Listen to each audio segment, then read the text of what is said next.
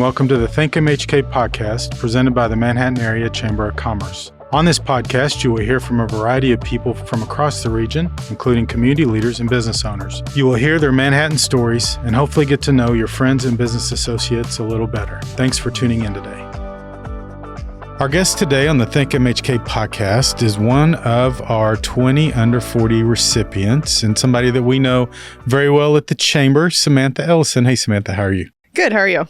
I am doing great. So our first question is always tell us about yourself. So I know, but our listeners may not know how you ended up in Manhattan. What do you do in Manhattan and kind of your career and where you've been? Yeah. So originally I'm from Derby, Kansas. So I've been in Kansas all my life. And I came to Kansas State University to attend school. And I got a hotel restaurant management major, which led me to work in hotels for about 10 years. And then that took me to the Manhattan Area Chamber of Commerce, which is where I work now.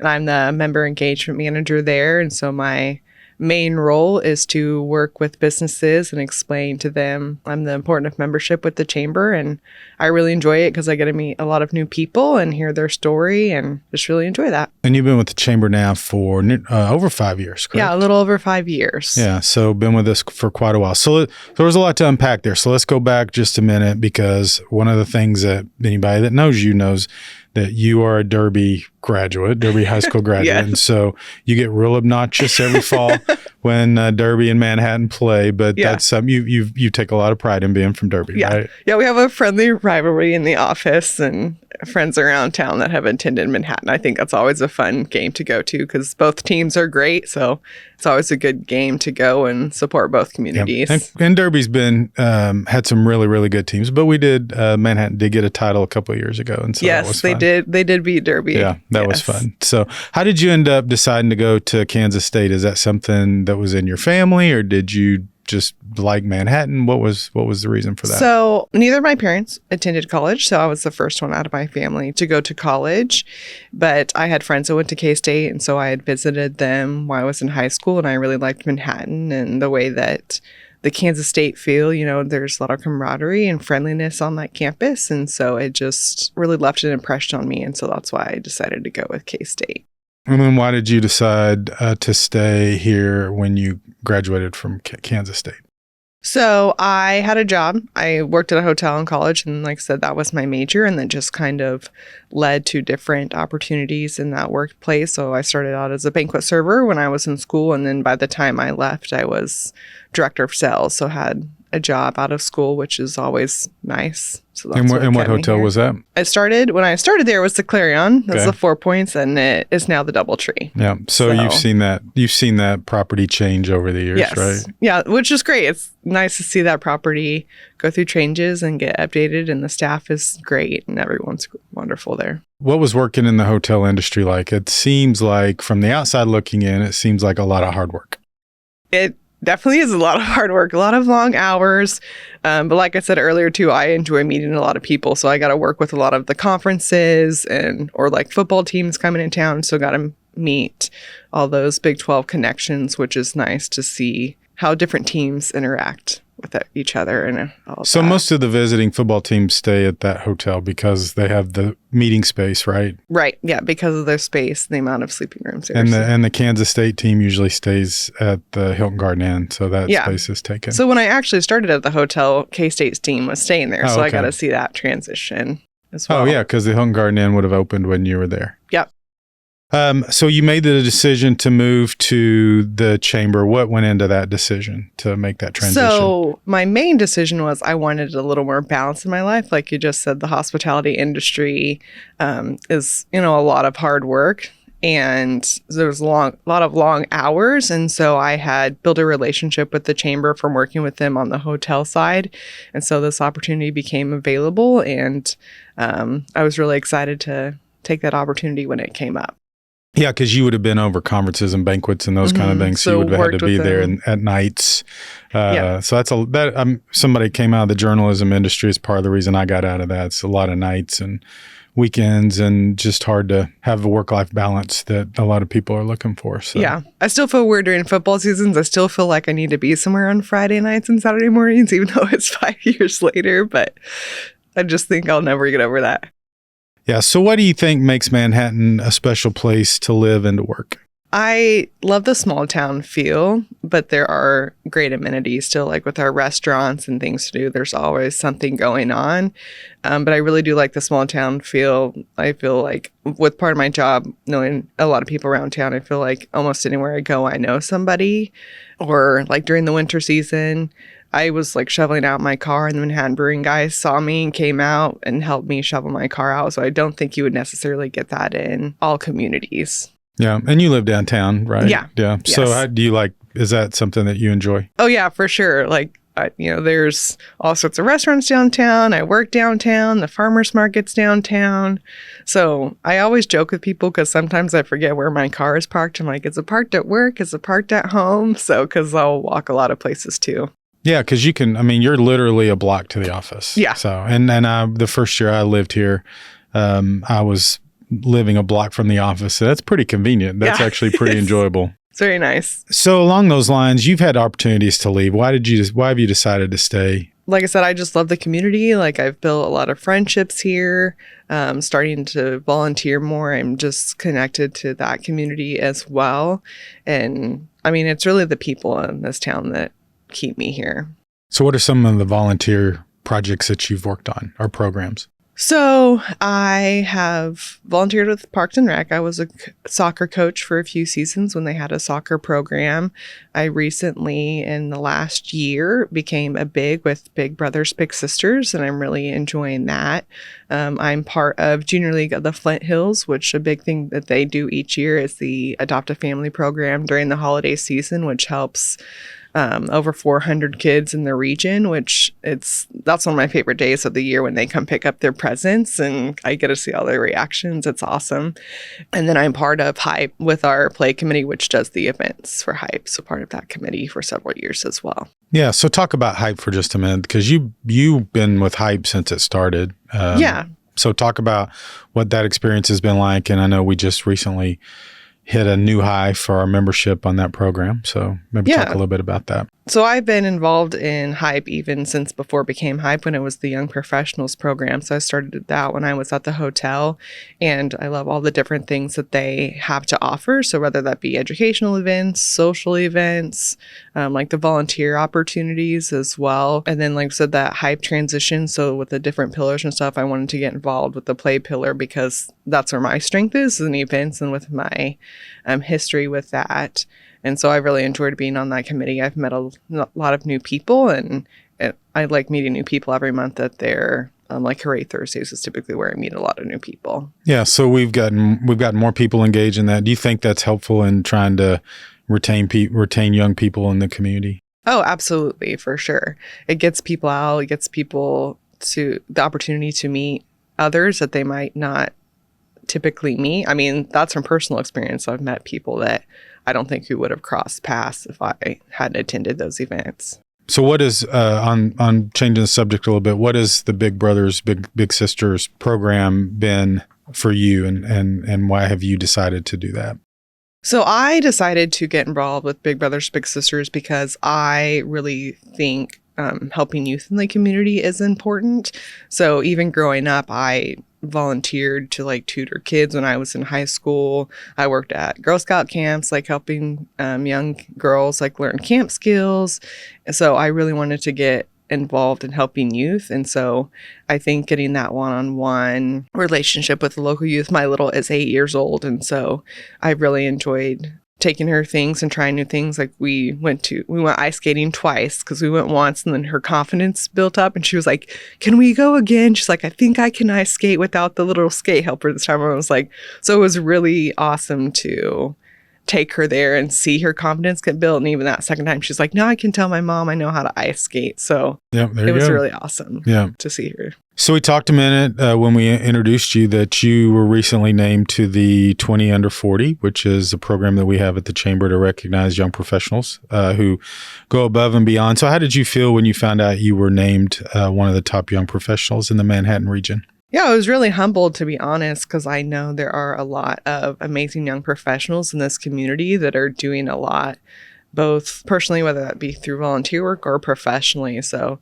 just being included with those list of other young professionals was humbling and honored to be part of that list. And of course, we had the recognition ceremony in the new Museum of Art and Light. That was fun. Yeah, it was. Yeah, my parents even came, so they got to see the new building and check it out as well. Yeah, I saw them there, so that was nice.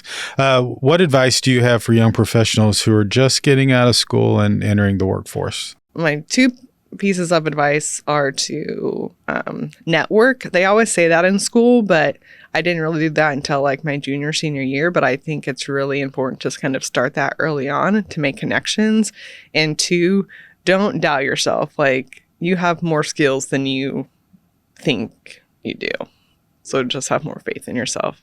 So talk about that networking a little bit. What exactly does that mean particularly for somebody who's leaving college and starting their career? What does that look like?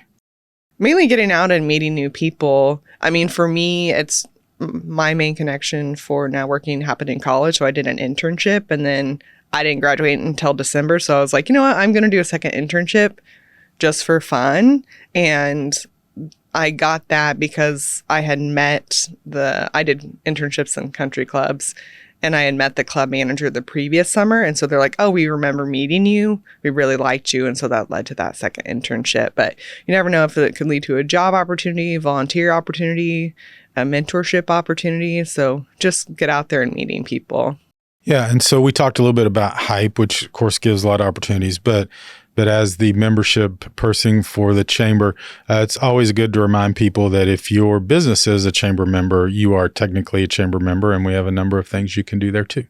Yeah, I actually had somebody just email me yesterday with the K-State Foundation. They're like, hey, I want to get more involved. And I heard that as an employee of the foundation, I'm a member because we're a member. And I was like, absolutely. So I got them all set up. So any employee of any business that is a member can and participate. Even people who aren't necessarily members or are part of member businesses, usually we have a non-member price for everything too, right? Yeah, if they just want to come test it out and see what it's all about, absolutely. Yeah, because you can't make your employer necessarily join if they don't Right. join, but we don't want you to feel like you're left out, and that actually comes in handy a little bit, I think, with people who maybe work remotely, whose employer lives in another community, and we try to be as open as we can for those kind of folks as well, right? Yeah. So what has been the best thing about working at the chamber, other than, of course, the CEO, which, no, I'm just teasing. What has been the best thing about working at the chamber? I enjoy meeting all the new people. So one of my favorite parts is when I meet with a new business or new person is learning their story. Like, why did they get into this business? Like, why did they start this business? Like, what was their path to get there? So I like hearing people's stories. Which is partly why we started this podcast, is so people could tell their stories about how they got to Manhattan, how they stayed in Manhattan, and what they've done in their career. So that's, I think we have a lot of people who enjoy hearing those things as well. So last question before we get to the rapid fire, other than this podcast, what other podcasts do you listen to that you could recommend to somebody that they might enjoy? So mine are all guilty pleasure podcasts. Oh, me too. They're not Yeah, for sure. educational. Oh, yeah, They're me all too, for guilty sure. pleasure ones. So there's 3 that I always listen to. They're Lady Gang, Giggly Squad, and then Your Favorite Things. And so they're all people from either like a Bravo show or The Bachelor. Like I said, they're all guilty pleasure. Okay, so just light, enjoyable, turn your brain off kind of stuff. Yeah, exactly. Just make me laugh, mental break. Yeah, I got it. There's nothing wrong with those as well. So, okay, that's the end of our sort of regular interview. And we now move into the infamous rapid fire section of the program, and where we ask you 10 questions and ask you to try to answer as quickly as possible, although we don't time you. We haven't cut anybody off yet when they've kind of wanted to give an explanation for something. But so you think you're ready? Yep. Okay, here we go. If you could only watch one movie or television show for the rest of your life, what would it be? New Girl. It always makes me laugh. Okay. All right. What job did you want as a kid? I wanted to be a teacher. If someone paid you to write a blog or book about anything, what would it be about? I would do a travel blog. So I would travel to a bunch of different places and then write a travel Me too. blog. I keep thinking there's got to be a way to do that, but my real work gets in the way of those kind of things. What was your first job? So I was a camp skills leader at Girl Scout camp. So I would teach young girls camping skills. So whether that be like canoeing, fires, how to cook on a campfire, those type of things. So were you a Girl Scout? I was actually a Girl Scout until I graduated, which is very rare. Is there an Eagle Scout version of? I don't know enough about Girl Scouts. Is there an Eagle Scout version of that? Yeah, they actually have what it's called a Gold Award. Uh-huh. And so you have to do a project just like you would an Eagle Scout Award. And ironically enough, I was actually a Boy Scout too, because they had venture crews, which could be under Boy Scouts as well. So Boy Scout and Girl Scout. What is the coolest place you've traveled? And I always say the most interesting, not necessarily the temperature coolest. So just kind of the most fun place you've traveled. So this past winter, I actually went to Germany, Austria, and Slovakia, and went to several Christmas candle markets. And that's the first time I've taken a trip like that. But it was definitely really cool to see all those places. Now, did you do that on a boat or did you just go to the various cities? I went through a travel company and it wasn't on a boat, but we just took a bus from country to country. I know there's a lot of those river cruises that do the same thing. Yeah. So. No, we took a bus from place to place. But this way you got to do cities that weren't maybe not necessarily on the river. Right. I remember you talking about it. And so, so it was a good time? Yeah, it was. And it was cool to see all the different markets, and they would feature different things from their areas, like the different foods and crafts. So it was really neat. Yeah, Christmas markets in Europe are pretty great. If you've not done that, you should try to do that. What is one thing that instantly makes your day better? If I made someone else smile, like if I made someone else's day, had a positive impact, that makes me happy. Do you prefer working remotely or in the office? In the office. I like being around people. We did remote for a while though, didn't we? Yes. We during COVID, we did a lot of remote, and that's pretty hard for somebody trying to do sales. Yes. Definitely. Yeah, it was a challenge. How do you deal with work stress? I try and get outside and do some sort of physical activity. So whether that be hiking or kayaking, spend some time outside and do something physical. What advice would you give the 19-year-old you? Kind of what I said earlier, just don't really doubt yourself. Like, take those chances. Like, get comfortable with being uncomfortable. And this last one it could be one answer or two: first concert and favorite concert. So my first concert was NSYNC because I grew up during the peak boy band time. Mm-hmm. So that was That's great. a pretty big first concert to go to. Yeah. Yeah. And then I'd say my favorite concert is Bruno Mars, because he literally came out and was just like, we're here to party. Let's have a good time. He looks like a pretty good performer. It's not my thing in terms of music, but I remember when he was on Super Bowl a few years ago, and it was, I think one of the better Super Bowl shows. I thought he kind of showed a wide range of talent. So that's probably a good answer. Well, you made it through. So, and you made it through the podcast. So Samantha, thank you for being with us. Thank you for being at the chamber. We enjoy having you there. And thanks for having me. Thank you. Do a great job. And we didn't talk about this, but you've been in the top 10 in the country in sales and in terms of other chambers. And we're just proud to have you on our team and glad you're with us. Well, thank you. That's very nice.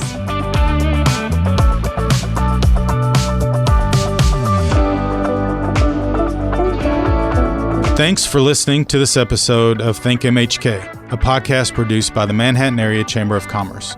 If you enjoyed the Think MHK podcast, we'd love for you to subscribe and share it out on your social media channels. Feel free to reach out to us on Facebook, Twitter, or Instagram at the Manhattan Area Chamber of Commerce.